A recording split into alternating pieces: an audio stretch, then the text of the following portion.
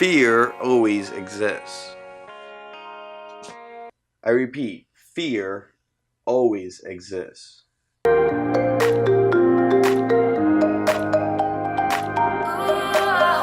Welcome back, guys, for another video. Today we're talking about fear and how it always exists, but we don't really see it that way. We always see it as that moment we start to see fear.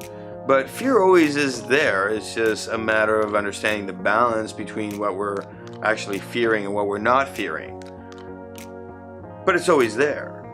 So the question is, why is it that certain things you fear more than others, and how does that hurt your growth? See, when we have fear in play, there's so many different levels of fear, and fear runs in that manner of us not really understanding the why or the how at the moment. We see it after, but we need to understand that fear is just an emotion that we allow ourselves to go through.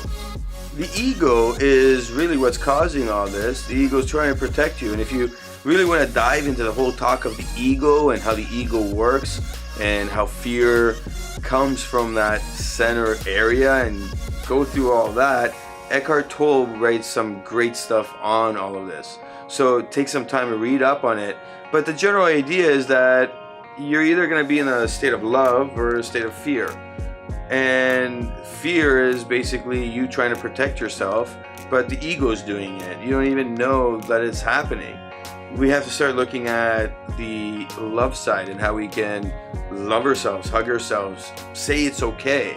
What's that going to bring? Well, it's going to bring you the opportunity to succeed. It's going to take away that fear of not taking opportunities that arise. It's going to take away that fear that tells you that don't do this and don't do that and you're going to fail, you're not going to succeed. All those negative things that just destroy your inner being to see your dreams come true. I spent a great deal of time just going through this in my head when I was trying to learn it, and the funny thing is when you stop practicing it, you lose it again and you gotta start working towards it again. See, fear is a trained emotion. We can train it to not be there. We can train it to push it aside and tell it, hey, you're not coming up today. I'm gonna make logical decisions, not fear-based decisions. But we're emotional creatures, and this is kind of hard. So the question really comes down to, if fear always exists, how do we put it in a place where it's not controlling our decisions to see success? Risk-taking is hard. We always risk-take everything we do. We just have different levels of risk. But what is risk? All risk is, it's an uncertainty. An uncertainty that we can mitigate that risk on. That's it. All we need to say is, this is the uncertainty level that I'm dealing with. This is what I can do to mitigate any kind of negative aspect that could occur after. And if it does occur, I'll do this. And this is your backup plan kind of thing that we always talk about. See, any decision we make it either at a place of love or a place of fear. If we love ourselves enough, then we're kind to ourselves and we'll make the right decision for ourselves at that time. But usually what ends up occurring is we make decisions based out of fear. We stay longer at a job than we should have. We went to the wrong careers because our parents told us to. Or maybe we've been in a relationship for way too long when it's run its course, and all it's causing is more pain and hassle and making us doubt what love should be. See, the whole thing about fear is that we think it's protecting us, but really it's that factor of change that we're scared of. We're scared of that change occurring. That's going to be one of our next topics coming up, but change has to occur. There's a whole field of change management that occurs in the real business world so that organizations can change. There's a reason for that, and that's because humans fear change. We fear change. We fear anything new occurring, whether it's good or bad. And until we start tasting it, we dip our toes in and try it out, we don't want to even consider change. So you wonder why there's change management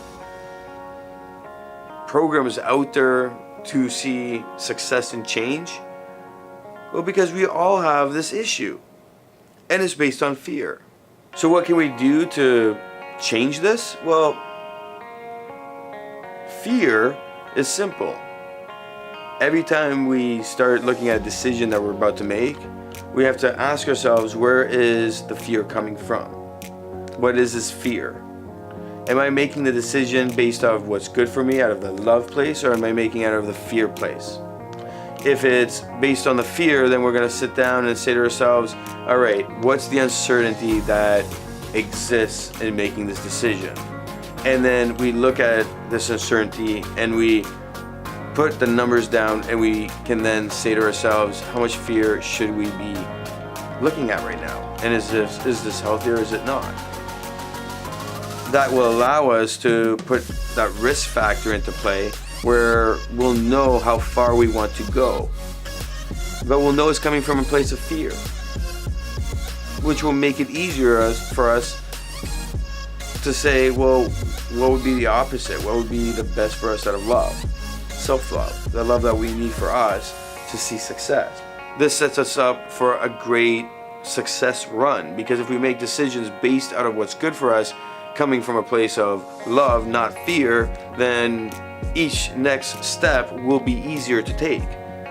Then all of a sudden we'll be in a winning category, where we'll see win after win after win.